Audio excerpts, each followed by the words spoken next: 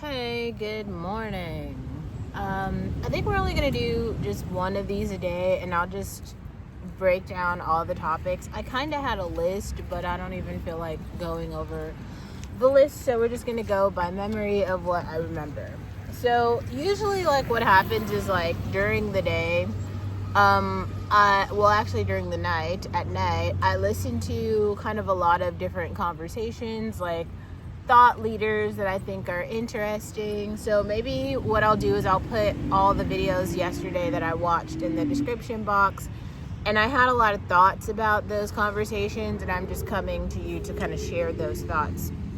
Now, I guess it had to be for me back in, this must have been 2008. And I don't know how, but I randomly was on YouTube and I ran across a talk from Bell Hooks. And Bell Hooks was at the new school. And I told you guys about Bree, and Bree went to the new school, and I thought it was the coolest thing. Wow, the new school is the greatest thing. I wish I was there, kind of, but I didn't want to, go and study art, but the idea of it was cool. So I had no idea who Bell Hooks was, but she was this, black female thinker. Turns out Bell Hooks is all the rage. Bell Hooks is fucking great. So you should know who Bell Hooks is. But that's not even the point. I actually might have to delete some memory in order to finish this, but we'll wait. If I run out, then we'll do it. So the first thing I want to talk about is the trigonometry had a reparations. It wasn't really a debate. It was a conversation trying to hear both sides of the arguments about whether reparations should be paid and then how it could happen. Now, if you really think about it, and I think the guy who's I guess he's the first Africana Studies professor at Oxford or somewhere in the UK, maybe just in the UK in general, they don't have Africana Studies, what the fuck ever. Anyway, so he was making the point though that no one actually has an argument about whether it should be paid, right? So sometimes people will make this argument, which is the argument that the other side made, which is well, yes, after slavery happened, the alive slaves who were freed should have been paid reparations, but they were not. Everyone seems to agree on that. The thing that they have a problem with is that because those people are dead, no one should be paid. Now, the strange thing about that is everyone seems to understand what Nepo babies are, how generational wealth works, how the money that was generated from slavery was used to build all of these institutions that alive people living right now are living off of, right? So basically they're perfectly okay with black people not getting any inheritance at all, and for black people specifically to just start at zero forever. This is the situation. This is the problem. It was also very clear that people from all sides were able to understand that if you go into any black neighborhood in America, you can seriously witness the wealth divide. And that traces back to slavery. It just does. That is why there is a need for reparations. I think that there's a million ways that it could work. But, honestly, in my opinion, I don't understand how there's even an expectation for black people to meet their basic needs. Black people should, first of all, have, housing vouchers for really nice housing. You should have education paid for, and you should have, a lot of money for, food every month. Those things should be, you should just have some card that's, you're a descendant of slavery, therefore you just get this shit. That stuff, that's something that, is really basic that you should have, and it wouldn't necessarily, that's the government could kind of provide that in some sort of voucher. Now the problem is people say that we have that in terms of there's food stamps and there's public housing, and it's well, actually no, because those programs are mostly used by poor white people, and there's so many of them on those programs that there's not even enough space for anyone else. So yeah, it's not an all of us thing. The whole point is it needs to be specific for the descendants of slavery. And that's why when people are saying FBA, they're trying to make that distinction because there are so many continental Africans in America right now who refer to themselves as black, right? Okay, let's move on. The next conversation I want to unpack is this. It's not even an idea. I feel like I finally understand the promotion and the story arc of Zendaya. I didn't get it for a while. I was just like, oh, okay, like they need to have a biracial girl who is occupying space. But besides that, like I couldn't understand what it was. And now I actually get it. So, for some continental Africans, these are like, especially from countries where their skin is darker. I don't know if this applies in places like Ethiopia or even some of the horns of Africa, like Somalia, where we tend to be more like brown, you know what I mean? And then featureism like positively impacts us in some ways. But in places more like Nigeria or even some of like, I see it a lot in the Caribbean because people tend to skin bleach, but those men do not like their African features. And I feel like it is like almost their life goal to breed out those features. And so that is literally creating a whole new race of people in America. And we can see that because I was like confused about what the movie Him was. And then I didn't watch the interview, but I saw a preview of the interview where this guy who's playing the character in the movie Him comes out and he's like, I appreciate my biracial identity. And it was just like, what? Like, that's what that movie is about? Like, I have no issue with, like, the biracial community and, like, them having space and them having things. The issue that I have is, like, you just have to differentiate, right? Like, I want to be a part of the non-mixed blood, no European blood African. I call them pure blood. Like, most of us call ourselves pure blood. And then there's mudbloods, right? Like, it is a Harry Potter term, but it's just kind of funny. So, like, biracial mudbloods over here and then pure blood Africans over here. I think it's totally fair for us to have those distinctions and then just have our own shit, right? Like, so the biracials can go watch the Him movie and they can go support Zendaya, and then we can be over here and we don't have to have any overlap. Stop calling us all black because we're not, right? Like, those people have a multiracial identity, and I don't think that's a bad thing. I think that's a good thing. But, like, I'm not watching the movie. I don't like Zendaya. I don't follow her. I will not be writing about it. You know what I'm saying? Like, I'm not, like, I don't care. It's not even indifference. Like, I don't want to know about it. So that's kind of what it is. And I also just feel like a useful point of, like, saying that is because, like, in order to live your life in accordance with the things that you do believe, like, you have to spend your time doing that. That's like why you see me, like, writing about ISSA, or you see me writing about Mariama, or you see me writing about myself. I write about black women doing things that has nothing to do with black men or biracial people or integrated unicorns. Like, I don't care about those other groups. That's why I don't write about them. That's why every single issue I give my black female opinion on it. Because, like, we do have to have things for us, not things for all of us, not some universal we love America shit. Like, none of that. No, we need, like, very specific spaces strictly for black women, biologically black, born black women. That's who I'm talking about. That's the group. So it doesn't include anybody else. It is a segregated space. Do you see what I'm saying? And that is important. It's important. Anyway, so the point though is, like, and I just want to bring it to this community because I feel like I finally understand the whole story arc. The black men who are breeding out will no longer have a lineage of blackness. So they will no longer be affiliated with our group. Like, in one generation, they won't be black anymore. Like, like, for instance, there's this Ethiopian guy I know, and I guess he married, like, a white woman, and his children are just white. And so he was, like, showing me pictures of his, like, Ethiopian children, and I was like, these are not Ethiopian children. I didn't say it to him, but I'm saying it to you, like, these are not Ethiopian children. They are not part of our group.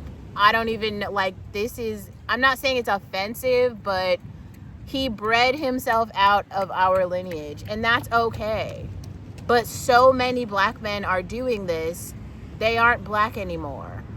They're creating whatever the fuck that is. And like, it's okay to gently push them over there and like walk away, like go the other direction, not in some hateful way. I'm literally saying like the group function matters, and we are really building something here. So to go on to that, and I posted this, but I just want to say it in words, like, so Milan, who's a Habesha artist, I think it was like earlier, or was it late last year? It wasn't that long ago. It might have been like December 2024 or January 2025. She made a video called Make Money.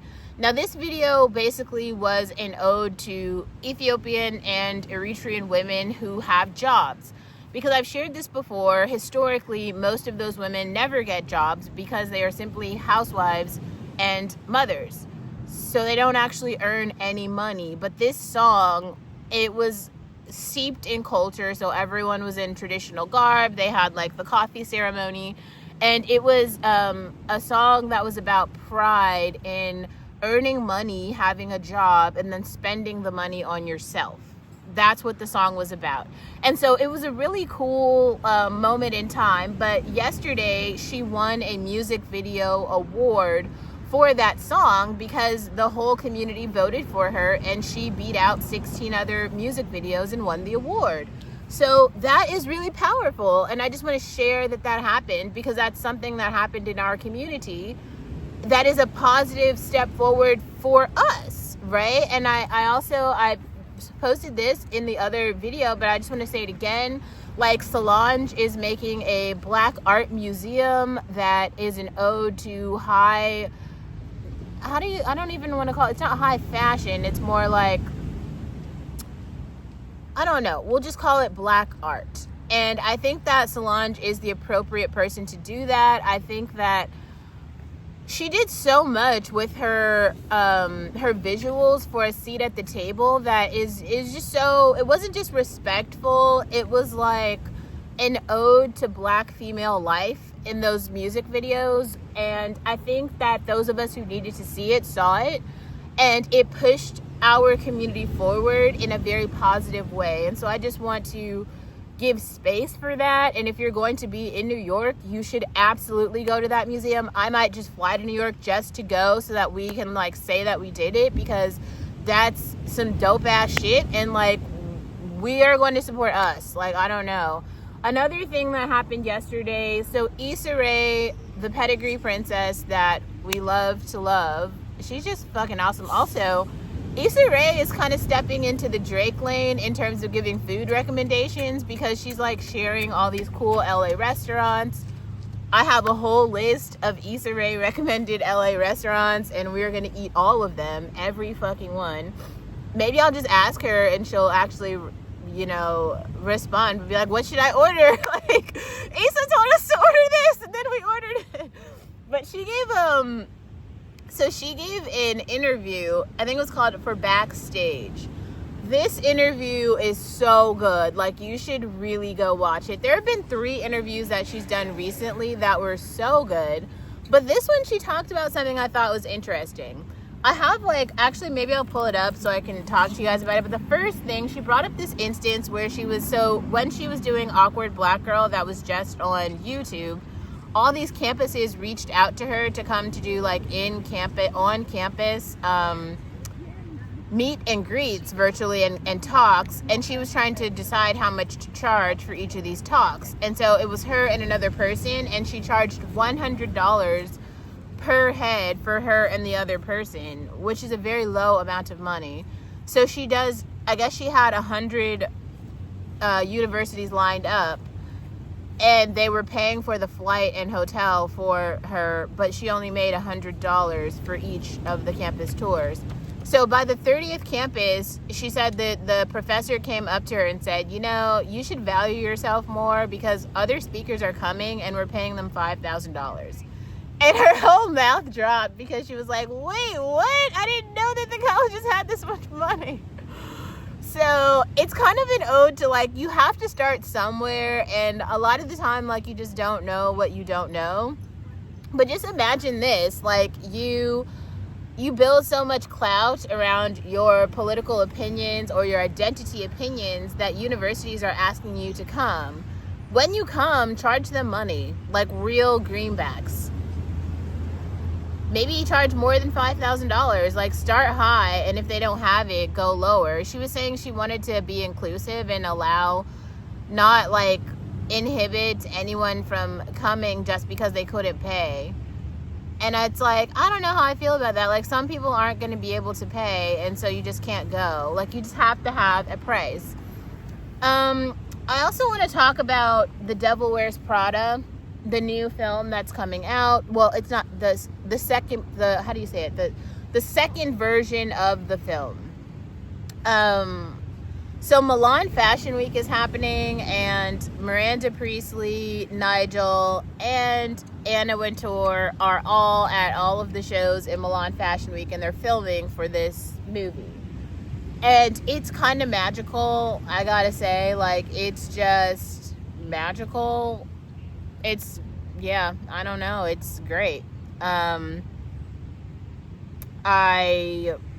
appreciate it.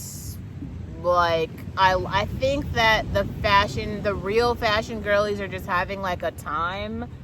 And I think another thing that is kind of interesting, and this is going to go back to our conversations on aesthetics, I just think it's kind of useful to talk about it, because there seems to be this idea that like all women should participate in fashion, or all women are participating in fashion, and that beauty is like equally distributed amongst all women, and you can like buy your beauty at Sephora, and that's not true.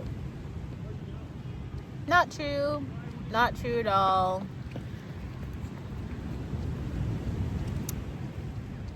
It's not true. It's like the one area that I like appreciate the red pill men for, like having serious conversations about attractiveness and non-attractiveness, what it means. Like, everyone isn't. And the funniest thing, so I got these pants yesterday, and these are a size 2.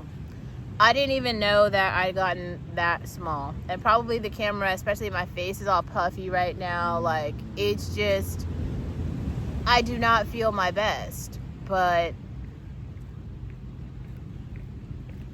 I am still coming on.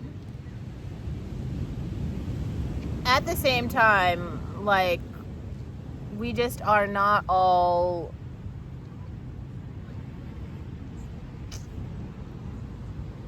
it's not all equal. And that, like, some people have more beauty than others. And I just think that we're at a point where we're going to have to, I think black women just need to understand that black women are more attractive than other groups. And you don't fuck what everybody else says. You should just go follow more African women to see for yourself, and let the pictures let the pictures show you for yourself, right? Like, that's what I think that you should do. Because I feel like every time I get on Instagram, I'm like, damn, all the girls who look like me are like the prettiest. And then I see, like, I always try to change my algorithm, because if a picture of like Zendaya or something comes up, I'll be like, don't recommend. And then like a picture, it was like a video of Ice Spice came up, and I reported it for offensiveness. Don't fuck with me, Instagram. Like, seriously, like, I don't do ugly people. I can't do it. It was oh my god, like, I don't even want to like sit here and bash Ice Spice all day, but it was like her getting out of a car, going to dinner with this like fat, ugly guy. And the whole thing was just like, this makes so much sense. Because like every single day, there's like a pretty girl who's going to dinner, and the pictures just look good. And like the picture there just looks so bad. But she also does get to go to dinner. I want to say that. Like, ugly girls go to dinner too. Ugly girls wear makeup. They've got brand deals now. they're at fashion shows. So now you've got pretty people walking fashion shows, you've got ugly people attending fashion shows and buying clothes. The bar is in hell, and that's okay. That's just where we are as a society. I guess it's always been like that. Like, look who's reproducing in America. It's getting uglier by the generation.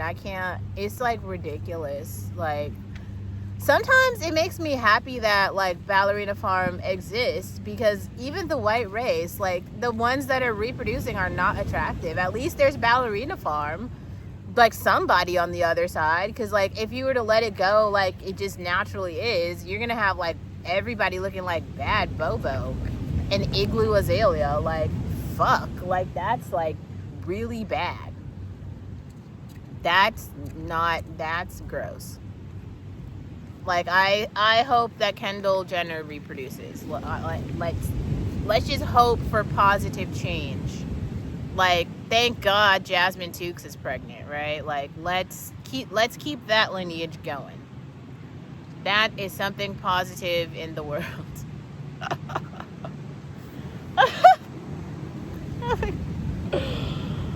Wow. I also think like some things are just so funny, because like I'm so glad that September hair blackout happened. Like, I participated. My hair has never been in a healthier state, bro. And my hair was kind of like in a fucked up place before September. But that month really helped me. And I'm excited to try ISSA Ray's product. That will be the next product that I buy when I run out of the product that I have now. And when I fix my money situation, because God. Yes. So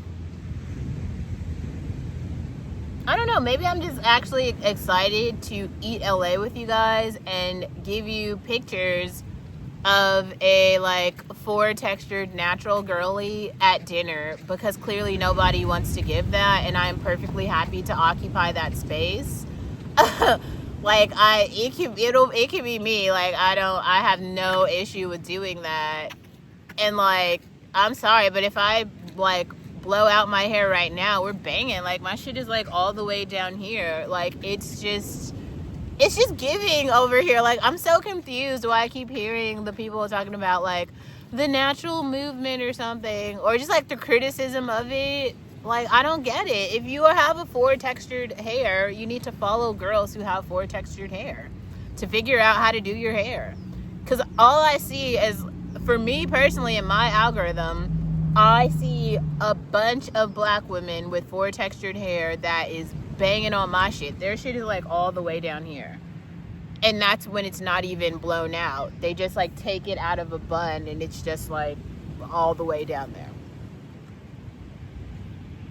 So yeah, I'm not and I'm like the laziest natural ever.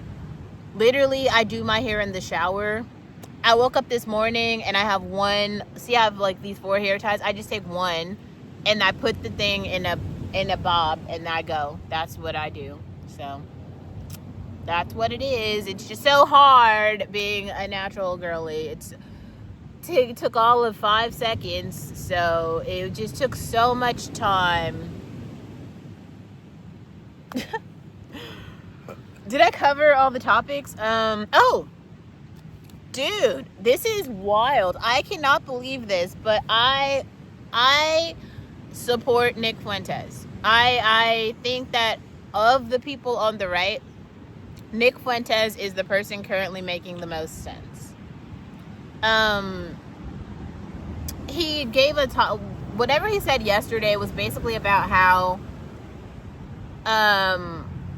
America is going to have to change some policies to have all the racial groups and all the ethnic groups kind of work together under one country, because the country is no longer all white. And hearing him say that was like, oh shit. Like, see, like when I'm talking about diversity, I'm literally talking about that.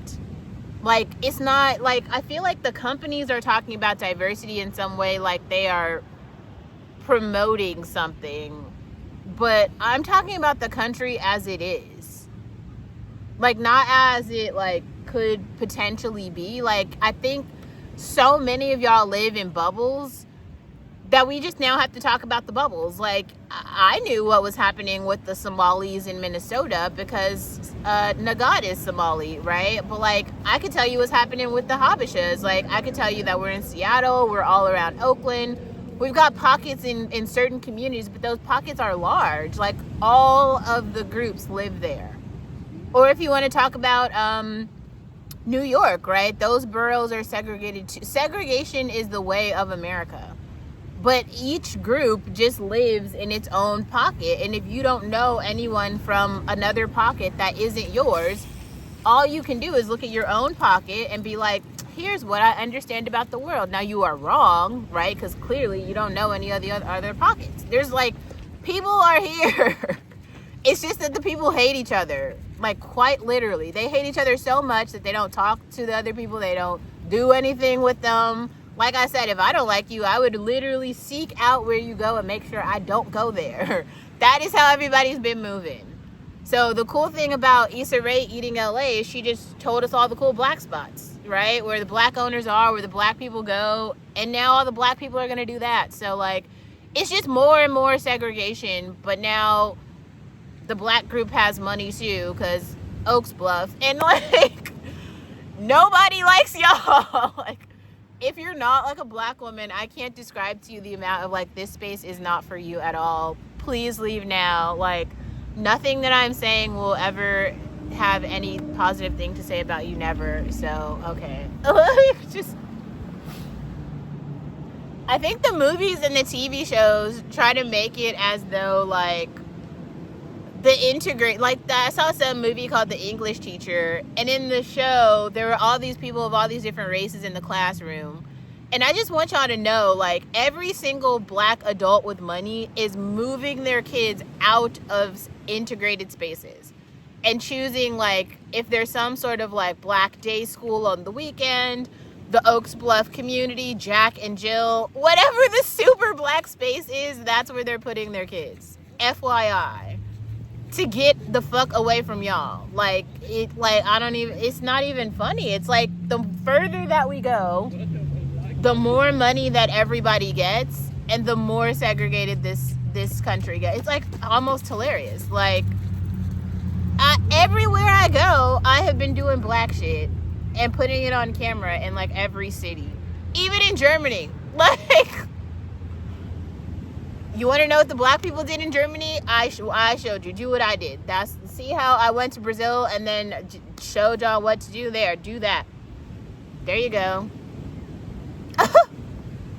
What?